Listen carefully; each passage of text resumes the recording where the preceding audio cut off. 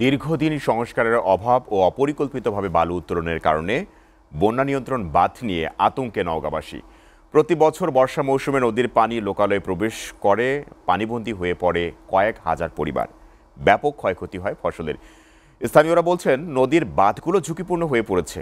সংস্কার সহ যে কোনো পরিস্থিতি মোকাবেলায় তৎপর রয়েছে বলে জানায় জেলা পানি উন্নয়ন কর্তৃপক্ষ। নওগাঁ থেকে MR রাজের পাঠানো তথ্য ও ছবিতে ডেস্ক প্রতিবেদন। ভারী বৃষ্টিপাত ও উজানের ঢলের কারণে আত্রাই ও ছোট যমুনা নদীর পানি বৃদ্ধি পেয়েছে। নদীগুলোর পানি কয়েকটি স্থানে বিপদসীমার উপর দিয়ে প্রবাহিত হচ্ছে। আত্রাই নদীর দুই তীরে বন্যা নিয়ন্ত্রণ বাঁধে অন্তত 30টি স্থান ঝুঁকিপূর্ণ ঘোষণা করা হয়েছে, যার ফলে উৎকণ্ঠা বেড়েছে নদীর তীরবর্তী বাসিন্দাদের। দীর্ঘদিন সংস্কারের অভাবে নদী হারিয়েছে নাব্যতা, আর অপরিকল্পিতভাবে বালু উত্তোলনের কারণে নদীর বাঁধগুলো হয়ে পড়েছে ঝুঁকিপূর্ণ। ফলে প্রতি বছর বর্ষা মৌসুমে নদীর পানি বৃদ্ধি পেয়ে বাঁধ ভেঙে লোকালয়ে প্রবেশ করেছে। এই ভোগান্তি থেকে স্থায়ী সমাধান চান নওগাঁবাসী।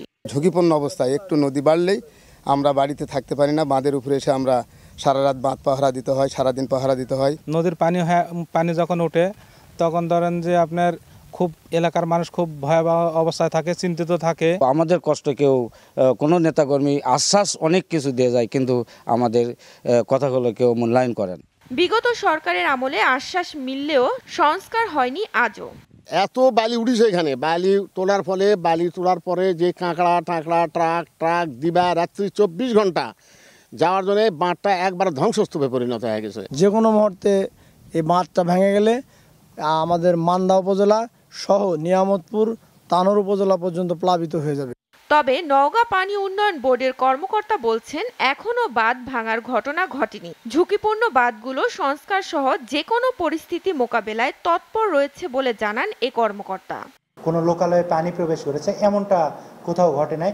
2-1 জায়গায় সিপেজ দেখা গিয়েছিল, তখন আমরা তাৎক্ষণিক ভিত্তিতে সেটা আমরা মেরামত করতে পেরেছি। এছাড়াও আমরা সবসময় উপজেলা প্রশাসন এবং পানি উন্নয়ন বোর্ড সমন্বিতভাবে আমরা বিভিন্ন বাঁধ মনিটরিং করতেছি। বন্যা পরিস্থিতি মোকাবেলায় দ্রুত কার্যকর পদক্ষেপ নেওয়া হবে, আর বন্যায় ক্ষয়ক্ষতি থেকে রক্ষা পাবে নওগাঁবাসী, এমনটি প্রত্যাশা সকলের। এসিটিভি নিউজ ডেস্ক।